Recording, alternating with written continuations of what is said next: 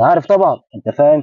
نقول له في دكتور جاي من بره، ماشي، ونجيب له شويه ورق عن نمضيه على الارض ونمضيه على البيت والكلام ده كله، ماشي. وبعد كده يبقى نوديه مثلا في حته فاضيه كده ولا حاجه ونسيبه. يعني انت قصدك عشان خاطر يعني يدوا الورق بتاعي للدكتور يعني عشان يعمل لي عمليه؟ مفيش دكاتره هنا يا حاج، هنا انت في مكان مقطوع. ده ازاي يعني؟ كل حاجه بتعرف تقرا.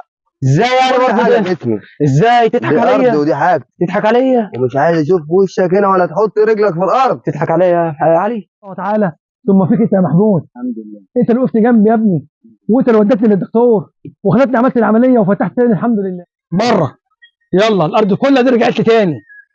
يلا اطلع بره، اطلع مش هشوف وشك. يلا امشي. حبايبي واصدقائي، ان احنا ندخل على القناه، نضغط على اشتراك، وبعد كده نضغط على الجرس عشان كل الحلقات الجديده توصل لنا، ولايك وشير للقناه، ولو في تعليق يبقى ما فيش مشاكل.